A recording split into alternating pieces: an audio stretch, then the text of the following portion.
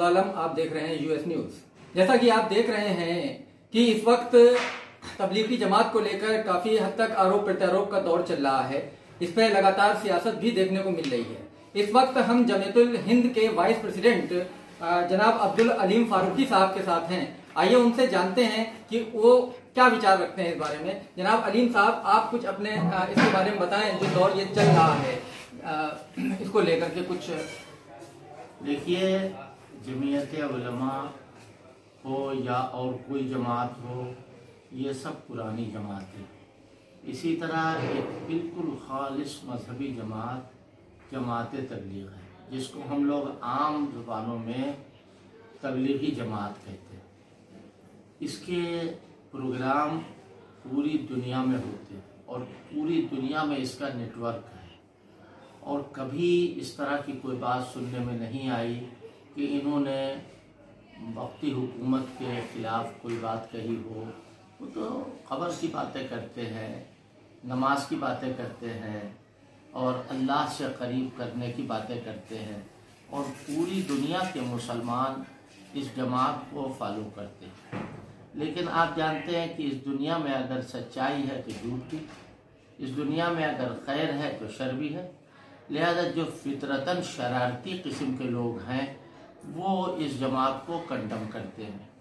लिहाजा मैं देख रहा हूँ अभी 4-5 दिन से कि जितने भी तबक़ात हैं मुसलमानों के सारे जो संजीदा और उलुल आज़्म किस्म के लोग हैं, वो सब वो बात कह रहे हैं जो कहना चाहिए। लेकिन एक बड़ा मसला ये पैदा हो गया है कि मीडिया जो है वो किसी चीज़ को अगर तोड़ मरोड़ करके पेश करे तो फसादियों को अपना फसाद फैलाने में बड़ा मौका मिलता है।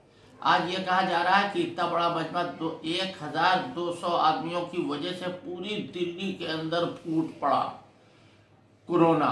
आप गौर करें कि ये तो आपको फौरन दिखाई दे दिया।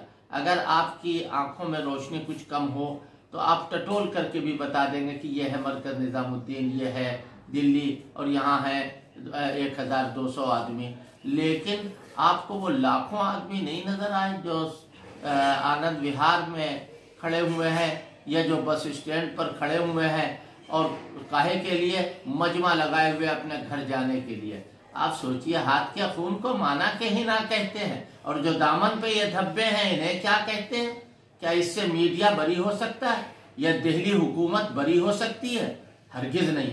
आप देखें, हम तो समझते हैं कि जो कुछ भी हुआ है ये सोच समझ कर हुआ है। जब मरकज़ के में जो लोग रहते हैं, जो वहाँ काम कर रहे हैं, उन्होंने आपको पहले से इत्तिला कर दी है, तो आप उसको उनके ख़त पर, उनकी दरख्वास्त पर क्यों नहीं अमल दरामद कर रहे हैं? किस वक्त का आप इंतज़ार कर रहे हैं?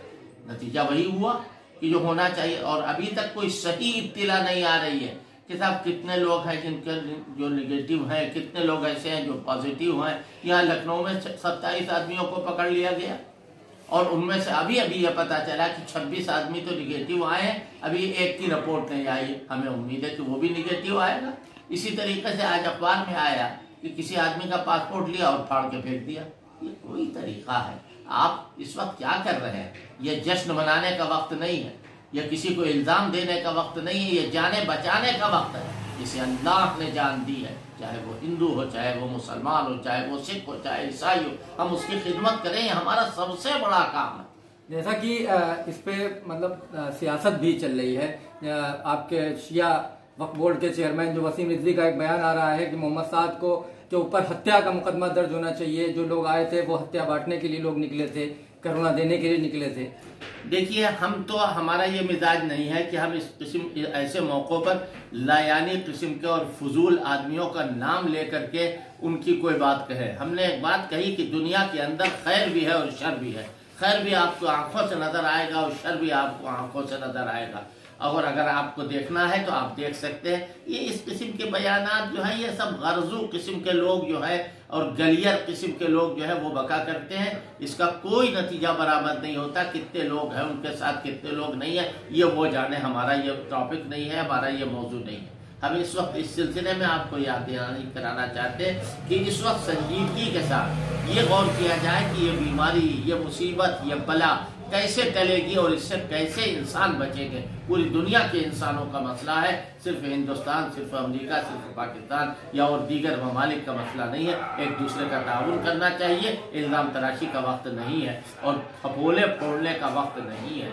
ये वक्त जो है वो काम का वक्त। लखनऊ की आवाम को तो जैसा कि लॉकडाउन के दौरान भी पुराने लखनऊ में मुसलमान अभी भी, मतलब पुराने लखनऊ में हिंदू या मुसलमान अभी भी लोग जो हैं वो घरों के बाहर निकलने से बाज नहीं आ रहे, उनके लिए आपका एक पैगाम। देखिए, हमारे इल्म में ऐसा नहीं है कि घर से बाहर लोग आम तौर पर निकलते हों।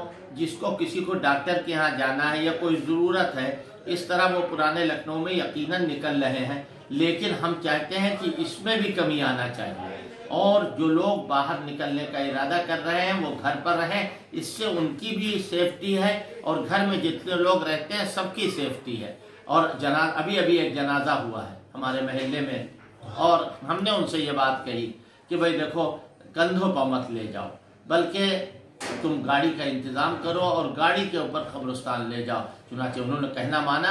अल्लाह की मेहरबानी से उनके जनाजे की नमाज भी सड़क पर हुई, पुलिस मौजूद थी और उसके साथ साथ ये कि वो जनाजा ले करके गाड़ी के ऊपर गए। हम यही चाहते हैं कि जितने दिनों का भी मसला है और हुकूमत का जो ऐलान है वज़ीर आज़म का कि घर पर रहो, हम उसकी पाबंदी कर रहे हैं और करवा रहे हैं। हम मस्जिदों में नामनल जमातें कर रहे हैं। 2 आदमी 4 आदमी खड़े हो गए, 4 आदमी इमाम के पीछे, 3 आदमी बस, और नमाज हो गई।